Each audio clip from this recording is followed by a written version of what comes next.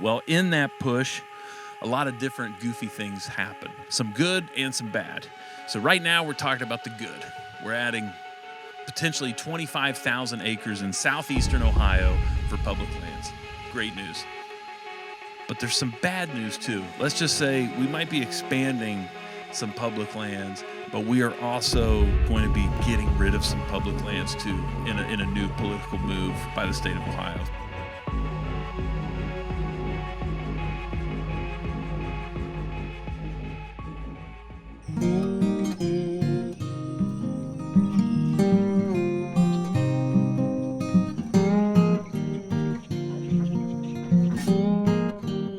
Hey, how's it going? So a lot of action in Columbus this week concerning public lands. And if you've followed this channel very long at all, you'll know that typically when we hear politicians talk about public lands, they're usually talking about how they can't wait to sell it.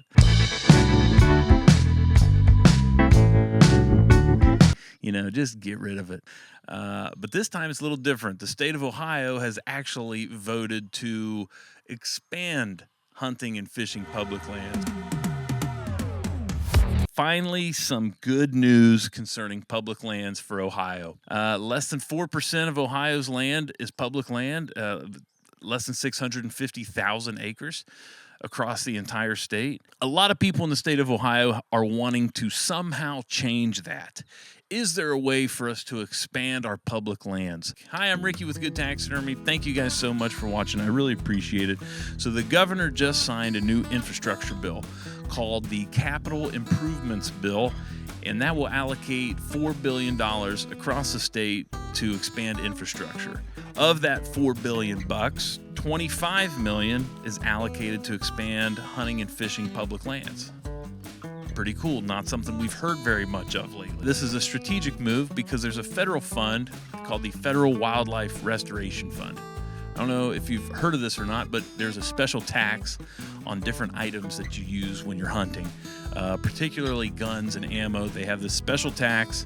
That tax goes to a federal fund called the Wildlife Restoration Fund. And it can be used for things like habitat improvement, expanding public land, stuff like that. So the state's intention is to have this $25 million of Ohio state money allocated and then match dollar for dollar from the federal government, bringing that total to $50 million. So it's not a ton of money to throw at expanding public land, but it's not an insignificant amount of money. They project that that's going to purchase around 25,000 acres, but they don't know for sure because there aren't any deals done yet. But it did pass. June 15th, the governor signed that infrastructure bill into law, so therefore the $25 million will get allocated and supposedly will get matched. This came about primarily because July 1 is the fiscal year for the state of Ohio. That's when their fiscal year ends. So they're trying to get all their budgets approved, all their bills for next year. They're trying to get everything across the line, across the governor's desk in the month of June.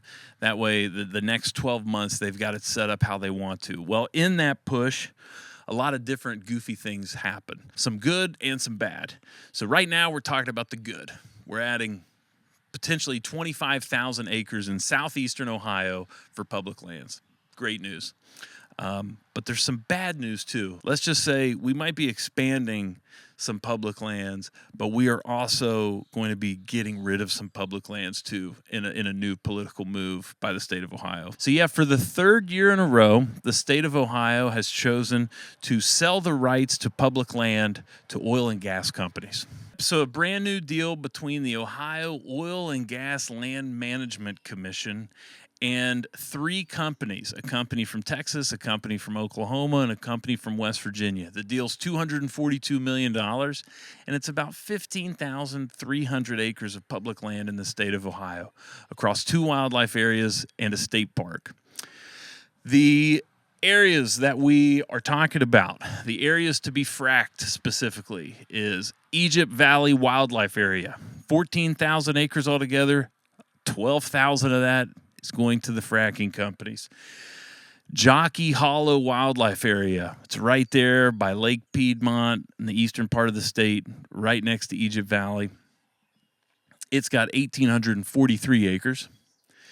And Salt Fork State Park, a little over 500 acres, are going to that West Virginia-based company for them to frack. And this is all coming back to the state at, $242 million down payment, and then somewhere between an 18 and a 20% commission on their profits on those areas moving forward. So the state is making out like an absolute bandit on this. Public comment happened. It was almost entirely, almost completely in opposition. Almost every comment at both the public hearings and online were in opposition to this. The public didn't want this to happen. Yet the state accepted the bids despite almost total opposition. Folks around Marietta and the eastern, very eastern part of the state near Wheeling, West Virginia, you all are getting robbed left and right. I don't know if you realize that. Now, I haven't seen any video from it, but there was a public hearing on all this. There were multiple public hearings, but when the commission voted on it, people freaked. I mean, no one there was happy. Everyone was screaming. I guess it was pure chaos, but it doesn't matter. The state has made a ton of money here. The Egypt Valley, and I'm not sure about Jockey Holler. Is it Jockey Hollow or Jockey Holler? If it was here, it would be Jockey Holler.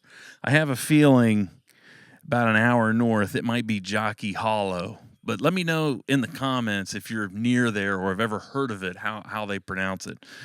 I'm not sure about Jockey Holler, how they got acquired. But Egypt Valley was acquired because in the 50s they had surface mined it to an oblivion. I mean, absolutely destroyed it.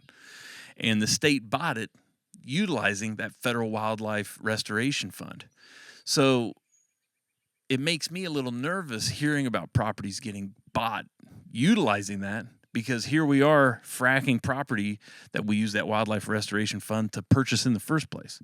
It's kind of, I mean, it is really kind of goofy. So yeah, not a peep, not a word. No nonprofits seem to be bothered by this. I've heard so many excuses at this point from all the nonprofits of why this either isn't important or it's not relevant or it's nothing to worry about.